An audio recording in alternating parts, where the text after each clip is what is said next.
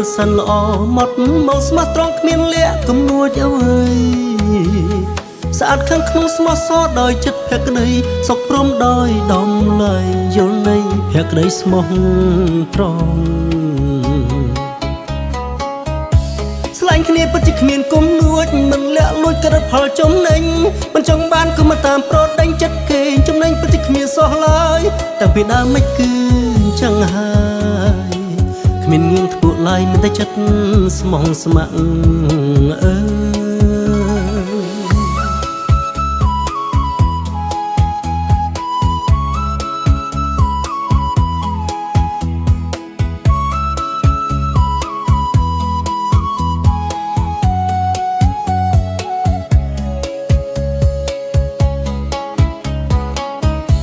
មានតែការផ្ដល់ឲ្យដោយស្មោះតែយើងរួមរស់នៅបានកក់ក្ដៅមនុស្សចេតនាដ៏ជ្រាលជ្រៅផ្ដល់មកឲ្យទៅដោយចិត្តករណាជុំគ្នាដោយចិត្តមេត្តាក្រេបព្រោះស្នេហាមិនជាប់ប្រយោជន៍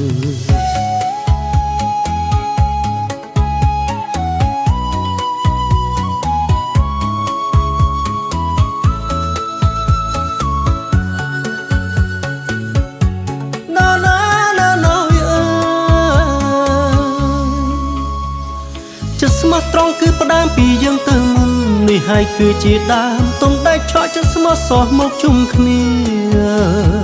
ព្រៃកងចិត្តគុំរិតមើលតាមវេលាមនុស្សចិត្តស្រដៀងគ្នាពិតជារួចជុំសុខសាស្លាញ់គ្នាពិតជាគ្មានគុំនួចមិនលាក់លួចក្រិតផលចំណេញមិនចង់បានក៏មកតាមប្រដេញចិត្តគេចំណេញពិតជាគ្មានសោះឡើយតែពីដើមមិនគឺចឹងហើយគ្មានងៀងធ្ពួកឡើយមានតែចិត្តស្មោះស្ម័គ្រ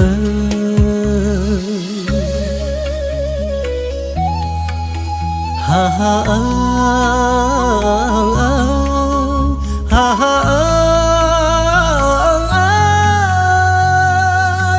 ណាណាណាណូយចិត្តស្មោះត្រង់គឺផ្ដើមពីយើងទៅមុននេះហើយគឺជាដើមទុំតែឆក់ចិត្តស្មោះសោះមកជុំគ្នាព្រៃកងចិត្តគុំរិតមើលតាមវេលាមនុស្សចិត្តស្រដៀងគ្នាពិតជារួចជុំសុខសាន្តស្លាញ់គ្នាពិតជាគ្មានគុំនួចមិនលាក់លួចក្រិតផលចំណេញមិនចង់បានក៏មកតាមប្រដេញចិត្តគេចំណេញពិតជាគ្មានសោះឡើយតែពីដើមមិនគឺចឹងហើយ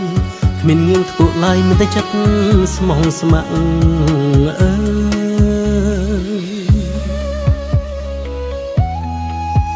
ហាហា